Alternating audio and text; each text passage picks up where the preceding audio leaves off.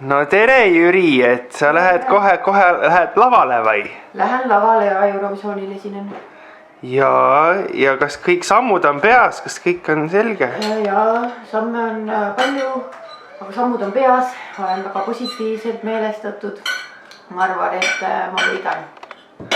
Jah? Jah. It's getting late and be that as it may, it turns to you. I turn to you. We might seem so obvious to me, but not to you, not to you. Yeah. We ain't got all night to find out what is right. So let's go undecided till we know the only way to go. Let your feelings show. See all your walls come down and just sit play. Cause that's the only way to find out if it's love that we're falling into. No tere, Jüri, et kahjuks nagu selgus, et sa ei saanud edasi, aga no mis tunne on?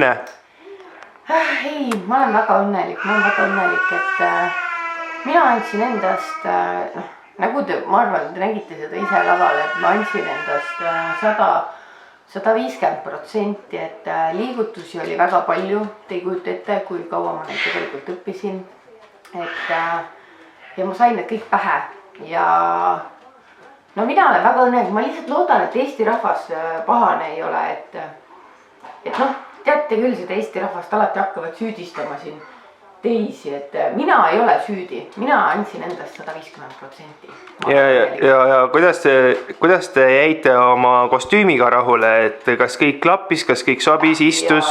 Ja nagu te näete, see on mulle täiesti paras, et ma arvan, et ma hakkan seda igapäevaselt kandma, sest et Eurovisioon on siiski väga tore aeg ja ma jään seda hea sõnaga meenutama ja ma olen väga õnnelik ja ma loodan, et Eesti rahvas valib mind ka järgmine aasta Eurovisiooni esindama, sest et noh, nii halvasti ikka minna ei saa kui see aasta, kus nüüd tead, niimoodi tagantpoolt esimeseks jäin. Aga see on ka au ja ma olen väga õnnelik. No ikka viimased ja esimesed silma jäävad. Ja. Ma arvan, et see oli, miks ma viimaseks võisin jääda, see on lihtsalt kadedus teiste riikide poolt. Aga mina olen väga õnnelik ja. Jüri, kas te saaksite veel näidata ühte oma tantsuliigutustest, mida tegite te oma käega?